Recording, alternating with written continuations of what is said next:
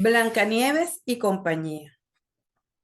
Blancanieves, la tercera de las niñitas por orden de edad y de tamaño, tenía entonces 5 años, el cutis muy trigueño, los ojos oscuros, el pelo muy negro, las piernas quemadísimas de sol, los brazos más quemados aún, y tengo que confesarlo humildemente, sin merecer en absoluto semejante nombre, Blancanieves era yo. Siendo inseparables mi nombre y yo, formábamos juntos a todas horas un disparate ambulante que solo la costumbre, con su gran tolerancia, aceptaba indulgentemente sin hacer ironías fáciles ni pedir explicaciones. Como se verá más adelante, la culpa de tan flagrante disparate la tenía mamá, quien por temperamento de poeta despreciaba la realidad y la sometía sistemáticamente a unas leyes arbitrarias y amables que de continuo le dictaba su fantasía. Pero la realidad no se sometía nunca. De ahí que mamá sembrara a su paso con mano pródiga profusión de errores que tenían la doble propiedad de ser irremediables y de estar llenos de gracia. Blancanieves fue un error que a mis expensas durante mucho tiempo hizo reír sin maldad a todo el mundo. Violeta, la hermanita que me llevaba 13 meses, era otro error de orden moral mucho mayor todavía. Pero eso lo contaré más adelante. Básteme decir por ahora que en aquellos lejanos tiempos mis 5 hermanitas y yo estábamos colocadas muy ordenadamente en una suave escalerilla que subía desde los 7 meses hasta los 7 años y que desde allí, firmes en nuestra escalera, reinábamos sin orgullo sobre toda la creación. Esta se hallaba entonces encerrada dentro de los límites de nuestra hacienda Piedra Azul y no tenía evidentemente más objeto que el de alojarnos en su seno y descubrir diariamente a nuestros ojos nuevas y nuevas sorpresas. Desde el principio de los tiempos, junto a mamá, presididas por papá, especie de deidad ecuestre con polainas, espuelas, barba castaña y sombrero alón de hippie japa, vivíamos en Piedra Azul, cuyos fabulosos linderos ninguna de nosotras 6 había traspasado nunca. Además de papá y de mamá, había Evelyn, una mulata inglesa de la isla de Trinidad, quien nos bañaba, cosía nuestra ropa, nos regañaba en un español sin artículos y aparecía desde por la mañana muy arreglada con su corsé, su blusa planchada, su delantal y su cinturón de cuero. Dentro de su corsé, bajo su rebelde pelo lanudo, algo reluciente y lo más liso posible, Evelyn exhalaba a todas horas orden, simetría, donde mando y un tímido olor a aceite de coco. Sus pasos iban siempre escoltados o precedidos por unos suaves ch, ch, ch, que proclamaban en todos lados su amor al almidón y su espíritu positivista, adherido continuamente a la realidad como la ostra está adherida a la concha. Por oposición de caracteres, mamá admiraba a Evelyn cuando ésta se alejaba dentro de su aura sonora con una o con dos de nosotras cogidas de la mano. Era bastante frecuente el que mamá levantara los ojos al cielo y exclamara dulce e intensamente en tono de patética acción de gracias y cantando muchísimo las palabras, cosa que era en ella forma habitual e invariable de expresar sus pensamientos. Evelyn es mi tranquilidad. ¿Qué sería de mí sin ella?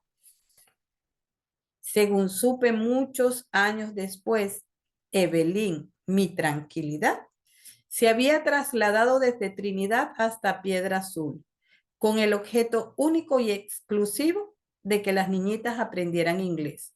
Pero nosotras ignorábamos semejante detalle, por la sencilla razón de que en aquella época, a pesar de la propia Evelyn, no teníamos aún la más ligera sospecha de que existiese el inglés, cosa que a todas luces era una complicación innecesaria.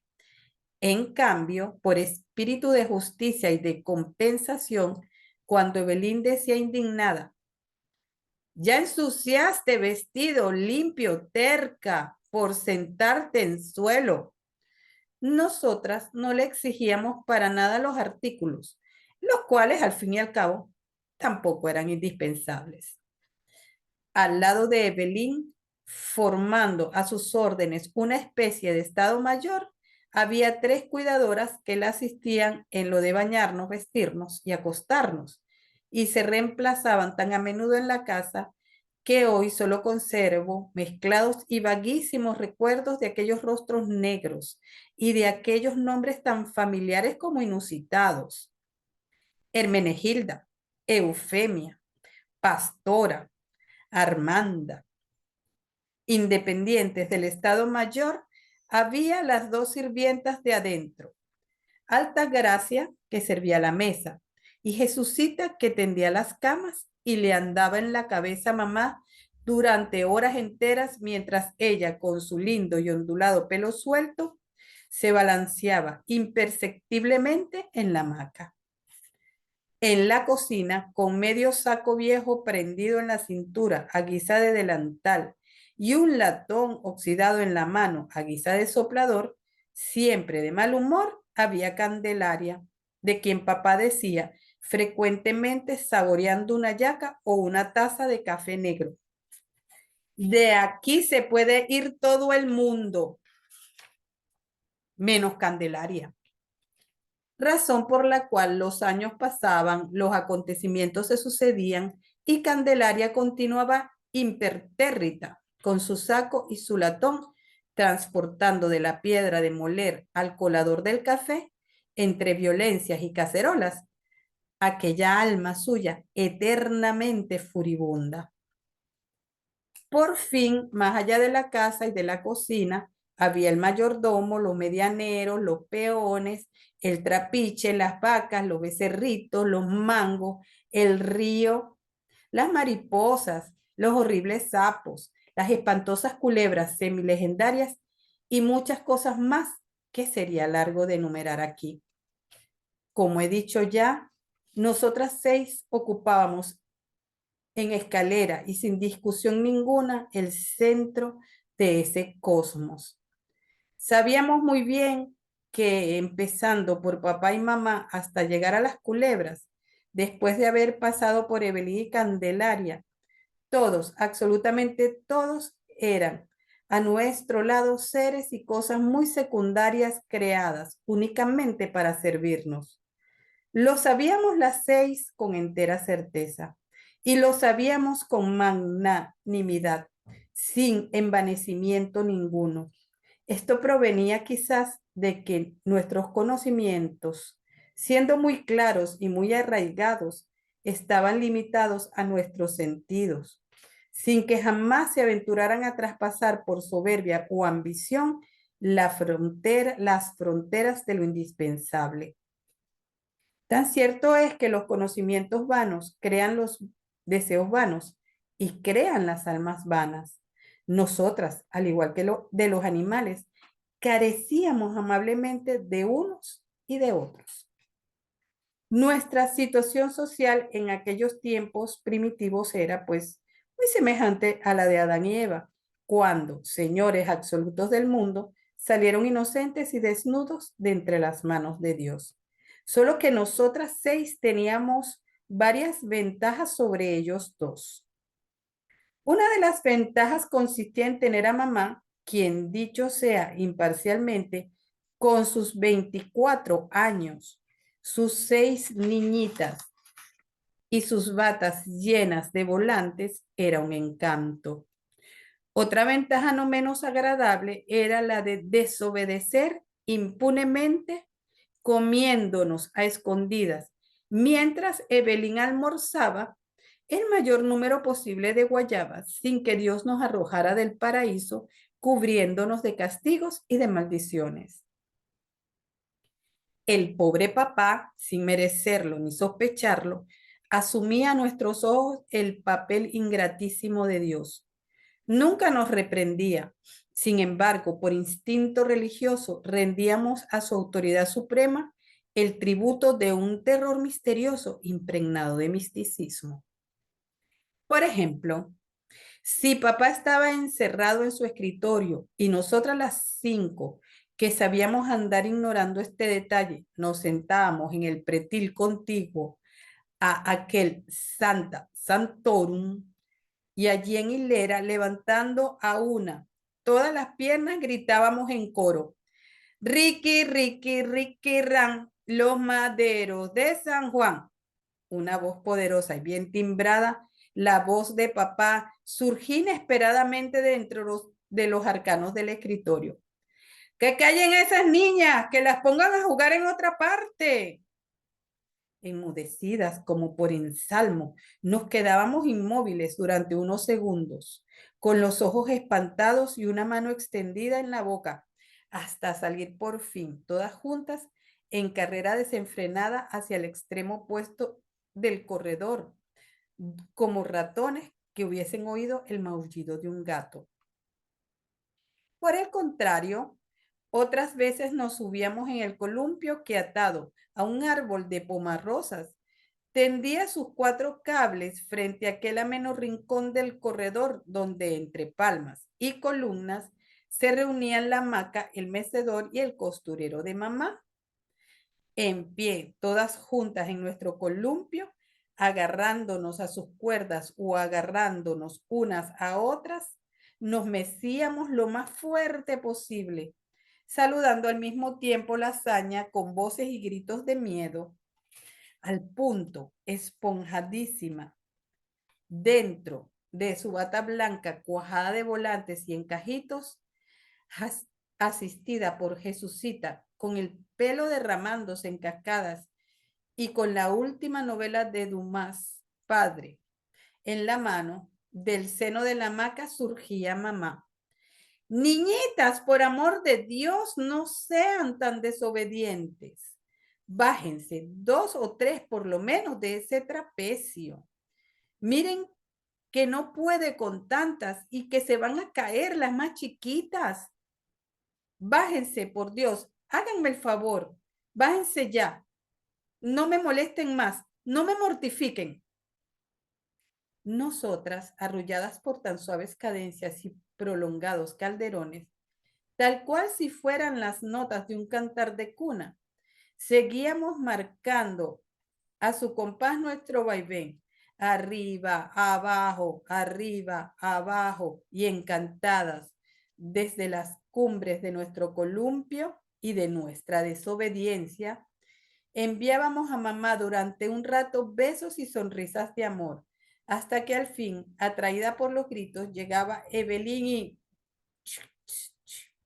se acercaba al columpio, lo detenía, y así como arrancan las uvas de un racimo maduro, nos arrancaba una a una de sus cuerdas y nos ponía en el suelo. Cuando mamá se iba a Caracas en una calesa de 2 caballos, acontecimiento desgarrador que ocurría cada 15 o 16 meses, para regresar al cabo de 3 semanas de ausencia, tan delgada como se había ido antes y con una niñita nueva en la calesa de vuelta, tal cual, si en realidad la hubiera comprado al pasar por una tienda. Cuando mamá se iba, digo, durante aquel tristísimo interregno de 3 y hasta más semanas, la vida bajo la dictadura militar de Belín era una cosa desabridísima, sin amenidad ninguna, toda llena de huecos negros y lóbregos como sepulcros. Pero cuando en las mañanas, a eso de las 9, llegaba el muchacho de la caballeriza conduciendo a Caramelo, el caballo de papá, y este a lo lejos, sentado en una silla con una pierna cruzada sobre la otra, se calzaban las espuelas, nosotras nos participamos alegremente la noticia ya se va. Ya podemos hacer Ricky Ricky en el pretil. Decididamente, entre papá y nosotras existía latente una mala inteligencia que se prolongaba por tiempo indefinido. En realidad, no solíamos desobedecerle sino una sola vez en la vida, pero aquella sola vez bastaba para desunirnos sin escenas ni violencia durante muchos años. La gran desobediencia tenía lugar el día de nuestro nacimiento. Desde antes de casarse, papá había declarado solemnemente: quiero tener un hijo varón y quiero que se llame como yo, Juan Manuel. Pero en lugar de Juan Manuel destilando poesía, habían llegado en hileras las más dulces manifestaciones de la naturaleza: Aurora, Violeta, Blancanieves, Estrella, Rosalinda y Aura Flor. Y como papá no era poeta ni tenía mal carácter, aguantaba aquella inundación florida con una conformidad tan magnánima y con una generosidad tan humillada que desde el primer momento nos hería con ellas en lo más vivo de nuestro amor propio y era irremisible. El desacuerdo quedaba establecido para siempre. Sí, mi señor don Juan Manuel, tu perdón silencioso era una gran ofensa, y para llegar a un acuerdo entre tus 6 niñitas y tú, hubiese sido 1000 veces mejor el que de un tiempo en tiempo le manifestara tu descontento con palabras y con actitudes violentas. Aquella resignación tuya era como un árbol inmenso que hubieras derrumbado por sobre los senderos de nuestro corazón. Por eso no te quejes si, mientras te alejabas bajo el sol, hasta perderte allá entre las verdes lontananzas del corte de caña, tu silueta lejana, caracoleando en caramelo, coronada por el sombrero alón de Jipijapa, vista desde el pretil, no venía a ser más sensible a nuestras almas que la de aquel Bolívar militar, quien a caballo también, caracoleando como tú sobre la puerta cerrada de tu escritorio, desde el centro de tu marco de caoba y bajo el brillo de su espada desnuda, dirigía con arrogancia todo el día la batalla gloriosa de Carabobo.